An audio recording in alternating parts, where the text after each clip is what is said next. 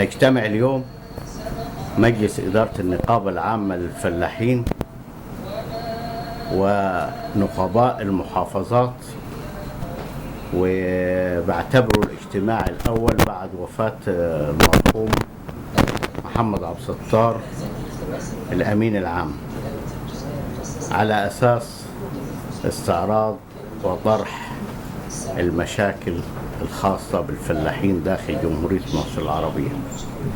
وبناء عليه بأعلن في هذا البيان اجتماع مجلس إدارة النقابة العامة للفلاحين، وتطرق الآتي: وافق الحاضرون بالإجماع على قبول عضوية السيد حسين عبد الرحمن عبد العال وشهرته حسين أبو صدام كنائب للنقيب العام طبقا لما جاء باللائحة والنظام الأساسي.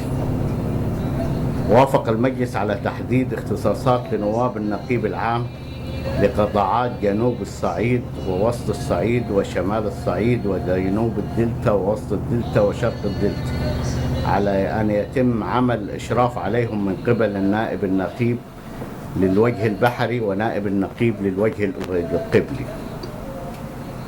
احنا من النهارده بنعلن ان النقيب العام للنقابه العامه للفلاحين هو الحاج رشدي عرنوط، طبعا ده بموافقه مجلس الاداره ككل. واي حد تاني هياخد نفس الصفه ويتكلم بنفس الصفه هيعرض نفسه للمساءله القانونيه. طبعا هي في قضيه شغاله فيها طعن، لكن الموضوع اللي حصل لاختيار الحاج رشدي عرنوط جاء بعد القضيه مباشره وباجتماع في النقابه العامه وبحضور مجلس الاداره ككل. ففي ناس بتنتهز الفرصه دلوقتي وبتطلع بتقول النقيب العام، لكن احنا بنعلن للجمهوريه كلها ان النقيب العام الحاج رشدي عرنوط هو اللي اخترناه نقيب عام.